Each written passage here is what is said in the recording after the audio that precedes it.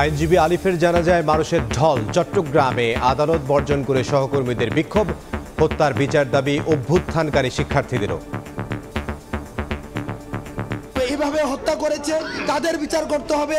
ইসকনকে এই উগ্রবাদিতা ছড়ানোর জন্য নিষিদ্ধ করতে হবে। তাদেরকে যদি গ্রেফতার করে দৃষ্টান্তমূলক শাস্তি না দেওয়া হয় তাহলে পুরো বাংলাদেশের এই যে ছাত্র জনতা একসাথে সরকারের বিরুদ্ধে তাদের জায়গা থেকে প্রতিবাদ জানাবে। ইসকনের ইস্যুটা এটা দুর্ভাগ্যজনক। এই ঘটনা একটি ক্রিমিনাল অফেন্স।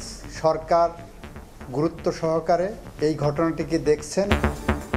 ধর্মকে কেন্দ্র করে উন্মাদনা সৃষ্টি করা হচ্ছে বললেন মির্জা ফখরুল। ষড়যন্ত্রের বিষয়ে সজাগ থাকার আহ্বান রাজনীতিকদের।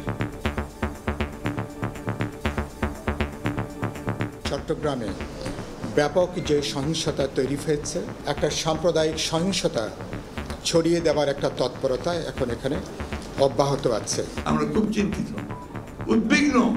ধর্মকে কেন্দ্র করে কি উন্মাদনা শুরু হয়েছে। দেখছিলেন প্রধান শিরোনাম। দুপুরের সময় সঙ্গে আছে আমি ইমদাদুল হক। এবার অন্যান্য শীর্ষ সংবাদ। জিয়া চ্যারিটেবল ট্রাস্ট ও বড় পুকুরিয়া দুর্নীতি মামলায় বেগম জিয়াকে খালাস দিলেন আদালত। কর ফাঁকি ও চাঁদাবাজির মামলায় তারেক রহমানকে অব্যাহতি। সাভারে সড়ক অবরোধ করে আজও পোশাক শ্রমিকদের বিক্ষোভ। অসন্তোষ নিরসনে সময় চাইলেন শ্রম উপদেষ্টা।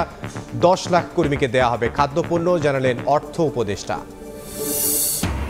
নদীতে দূষণের মাত্রা নিয়ে লুকোচুরি পরিবেশ অধিদপ্তরের তথ্যের জন্য টাকা দাবি। সহজ বিষয়কে কঠিন করা হচ্ছে বলছেন বিশেষজ্ঞ।